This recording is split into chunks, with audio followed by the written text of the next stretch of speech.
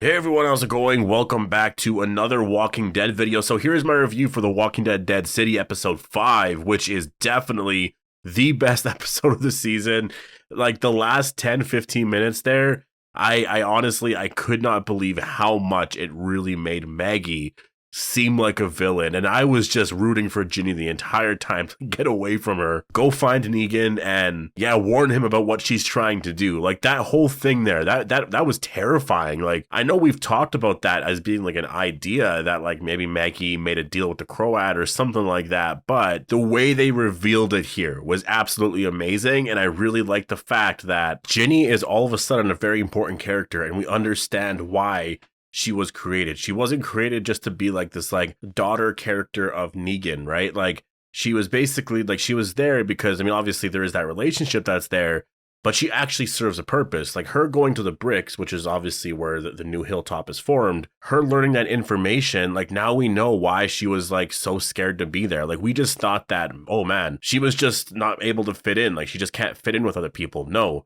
the real reason was that she had a really, really hard time debating on whether or not she should leave because she should probably go out there and save Negan. So yeah, she doesn't talk, so obviously we're not going to know what that plot was or what that story was, but seeing her leave and do that, that's exactly what happened the entire time, and that's why she didn't go and see Maggie. Because I was always wondering, like, why didn't you just go and see Maggie? Like, at the end of episode 3, you just see her there, and I'm like, why aren't you going to go see Maggie? But, like, it's because she's actually scared of her, because she's like, no, you're the one that's trying to basically get him killed. And so, you know, the fact that Ginny actually goes with Maggie afterwards and just sort of plays that, you know, whatever role there, leading up to this reveal here where we do actually see that she writes the word liar there. And then we learn why. Oh man, it's honestly like going back to watch episodes 1 to 4. It's gonna make a lot of sense now, you know, like a lot of like Ginny's character has all of a sudden become like one of my favorite characters. Actually, you know what? Ginny and the Marshal, really fantastic characters. Like, honestly, really great characters. This episode did them so much justice. I really hope they're around for season 2. I really do. Like, this episode was so phenomenal for them. So before we go any further, obviously make sure to be a subscriber if you do want to get all of my Walking Dead content like this. I did just post a video on Comic-Con and the whole strike and all of that for actors. And yeah, it's definitely very unfortunate. I don't really know exactly how to sort of handle that and cover it. I mean, I'm just going to have to really just sort of follow along with it and see if there's any more progress. Like, as it relates to Comic-Con, there's going to be quite a bit there. I mean, it's very, very, like, honestly, this thing here is a pretty big debate, so I will be honest, like honestly, I will be following it quite a bit because it seems like there's a lot of people who are affected by this. Like I've actually been seeing some people say that their checks or something from working on this movie or this show were only like a couple of $100s, and then all of a sudden you have like the heads of studios saying that what they're asking for is ridiculous. So like it's very heated. I don't know if this is going to be ending anytime soon. So as it relates to The Walking Dead and as it relates to just, you know, because obviously right now they have Daryl Dixon, season 1 filmed. Dead City obviously is already done. Rick and Michonne, season 1, or hopefully that's just season 1. That's all done and filmed. So all of that can come out. They can release all their trailers and all of that whenever they want. So all of that should be on schedule. Like this is more for like 2024. This is for the content that should be coming out then, right? Like that's sort of where this could be delayed, but we'll have to wait and see. But anyways, yeah, I'll talk about that in future videos. I also did talk about it already in a video, so yeah. But let's actually talk about episode 5. So we do see Maggie and the group, you know, they're trapped in sewers, and I should say Maggie, Amaya, Tommaso, and Ginny.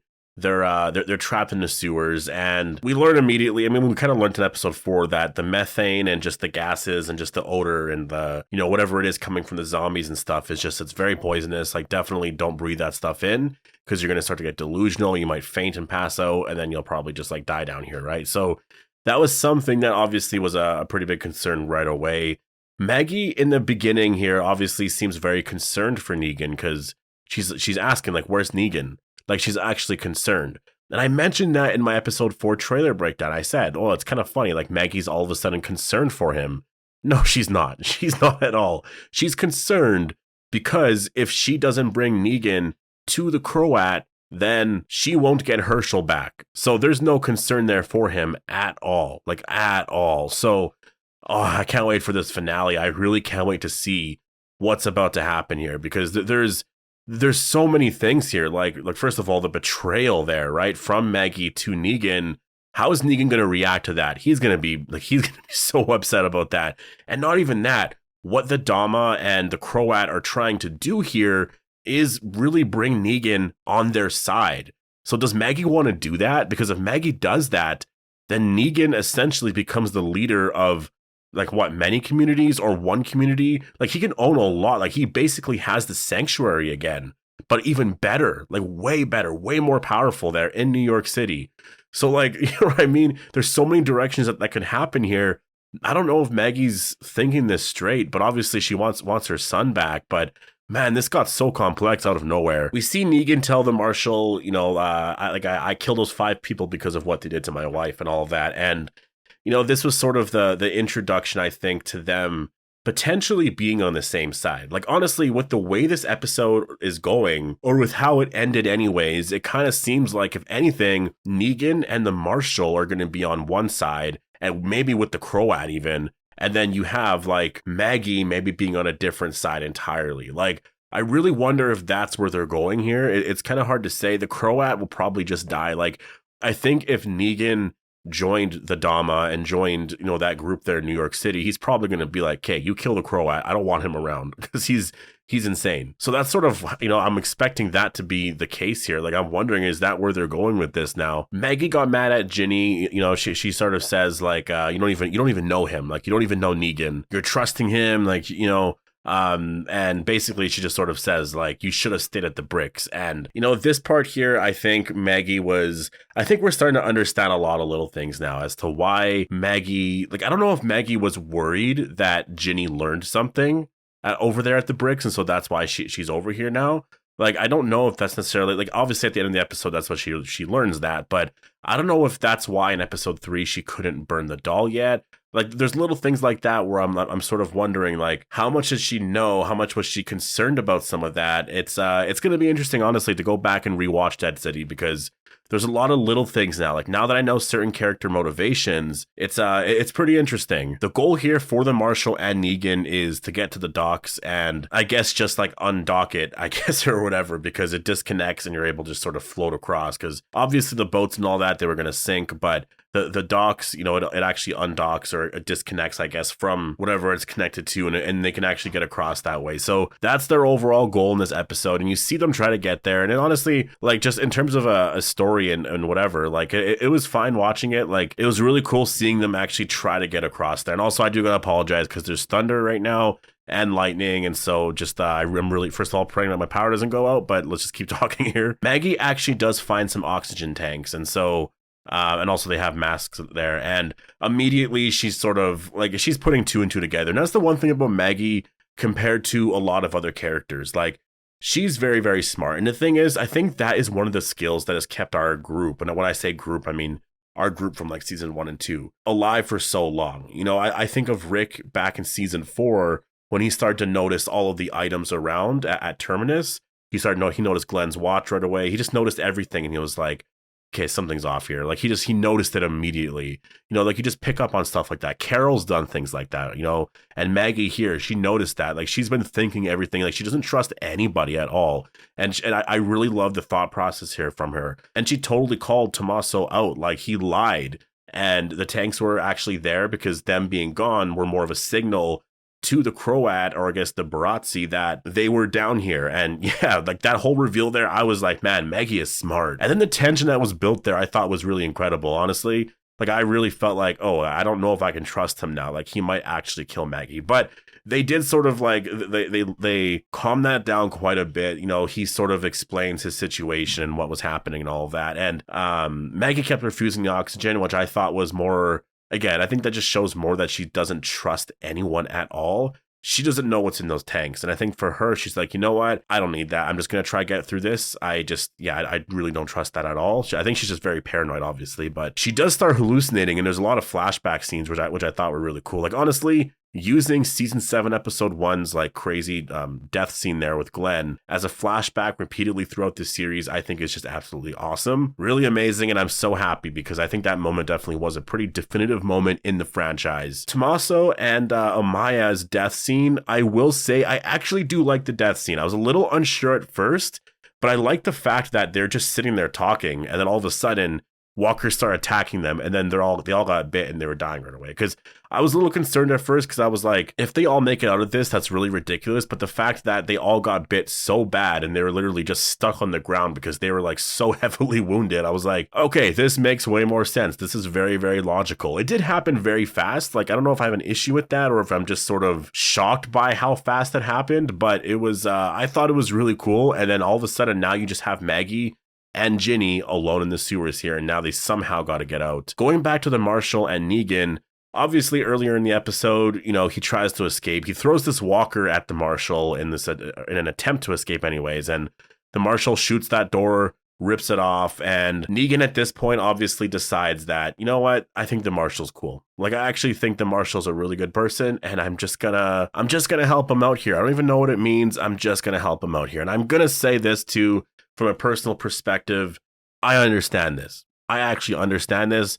There's certain things that I will say with my previous partner, obviously, certain things that she's been going through a lot lately that I, you know, probably should just ignore based off of the stuff that happened to me, right? So I probably should ignore it, but when I just really focus on the fact that, you know what, just as a human being, I can't do that. I don't know why I'm doing it. I have to help her out. I got to be there for her. And so I understand Negan doing that. There's just this feeling of just like, I know that this could lead to this or that, but I really just, as a human being, I don't know why. I just can't run away. I can't leave you here like this. Like, there's just no way I can do that. So I totally get that, and I think that's amazing to me. If people say that that's like a weird story thing, or they're just trying to keep them together to do this and that, like, why doesn't he just run? It makes the most sense. No, it's much more complex than that, trust me. But we do actually see the Croat mentioned. Like, we're talking to them now in like a reference to like the new people outside there, which first of all is a reference to this new group. Like, there's a lot of people out there that aren't even a part of the Croat. Like, it was so weird. This woman comes out of the room and almost like tries to scare the Croat. And the Croat just really seemed like he wasn't like this big villain anymore. He just kind of seemed like he was like this random person, like he was really not that important. And so right there, I'm just like, okay, there's a lot more people here than we know. Like the people in New York City, like what's going on here is much bigger than we know. We just know this small little story here, but there's a lot here still that they can tell. And I think that's why they want the show to go for like up to 5 seasons. Because I think they could do a lot here, especially with the location. I think by season 3, 4, you know, if Negan, say he becomes the leader of one of these places of New York, like I can totally see something happening where you do have other characters from Alexandria, like Aaron, Ezekiel, maybe showing up here to help Maggie out, right? Like I could totally see it, but we'll see where they go by season 2. I really like the scene here. And yeah, the Croat and the Dama, they want Negan. And man, like this scene, I just got goosebumps because I was like, could you imagine if Negan just like ran New York? Like it's basically his sanctuary again, right? And that's the question I have for you guys. Could he become the villain again? Is this where they're going to go with this character? Are they, because for the longest time now, they've been trying to redeem him, but like, I would say people, I think overall preferred Negan as a villain. So I think that's probably the direction that they're going to be going in here, right? Like, I think, I don't know, we'll have to wait and see, but I think that probably would be the smarter decision. Like, I don't know, there is some debate there, though. Like, there definitely is some debate there, because if he's the villain again, like, are you just rehashing the same story from season 7? I don't know, like, that's the thing, I don't really know if that's what that would be. So it's interesting, though. This part here definitely got me really hyped for a season 2 and 3, because, man, if Negan became the villain in season 2 or 3, or was, like, rising in power here in ranks, like they can do so much here with the story. Like Eli Journet, Scott Gimple, whoever wrote this story, if it was Eli Journet, like he actually did a really incredible job here with this season. Like I want more. I'm so sad there's only 6 episodes. I want there to be 8, at least 8 next time. We do see a scene between Maggie and Ginny where Maggie tells Ginny all about her plan and all that. And Ginny at this point, you know, there was something off. I will say, when I was watching it, I was like, something's off here. I didn't quite know what it was, so I just kind of ignored it, but I did feel like there was something off during this scene. And yeah, then we see Marshall and Negan, they're hiding in the bus, and man, for some reason, just like when they went into the bus, I just immediately got like this like season 2 Rick and Shane vibe, or like season 4 like Glenn vibes, like when he was in the bus there. The Marshall, though, he tells the story about his brother, and this is where I just fell in love with this character. Like I mentioned in last week's episode, or was the episode before, I was so unsure about him because he just seemed to be just like very one directional. Like he just had one purpose. He was like, I'm just gonna arrest Negan, and that's it. And even though Negan saved his life, like he didn't care. I was just so like what is this character? Like what is happening here? But he opens up so much here, and that literally is the point of the character. Like he's struggling with it. Like, is life just black and white, right? And he's starting to realize, no, it's a little bit more gray. Like it's not just, you know, good and evil. There is definitely a gray area, and it's probably more gray than anything. And so he's struggling with that idea right now. And I love that because obviously that relates so much to the story of Maggie and Negan, because Negan is very much in a gray area. Maggie, by the end of the episode, enters that gray area. And then we get the epic Walker fight here at the end, where we do see Maggie encounter what I saw referred to online as like the Walker King or something like that. So I guess maybe that's what it's called, the Walker King. I mean, honestly, it looked really incredible. Very, very epic walker.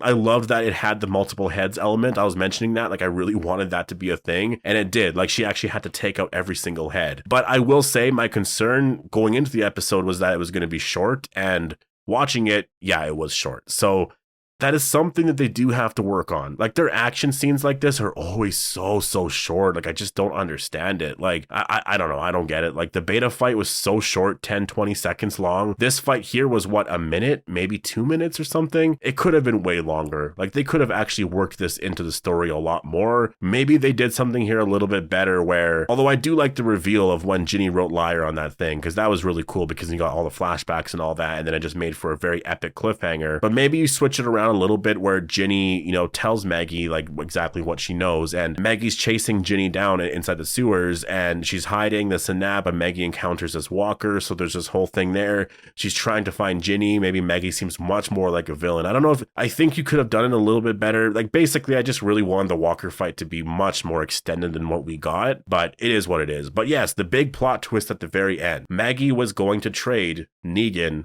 for Herschel. So that was the plan all along.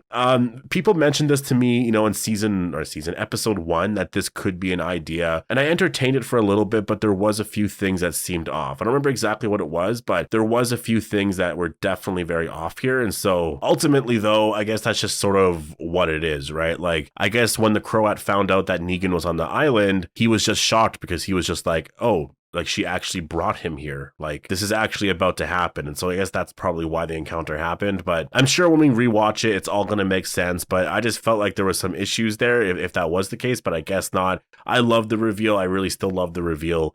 Maggie just seemed like an outright villain at the end. Like, I mentioned it earlier in the video. I was just like, get away from her, get away from Maggie as fast as you can, because she might actually kill you. But the episode ends with Negan seeing Ginny's flare, and then obviously Maggie saw it as well. So it's just one of those things now. Like, are they going to run into each other right away? Like, what exactly happens? How is this resolved? I guess we're just gonna have to wait and see. But yeah, definitely a very phenomenal episode. I really can't wait for the finale. I'll do my trailer breakdown next. So yeah, post all your thoughts down below. Hope you guys all enjoyed the video, and I'll see you guys in the next one.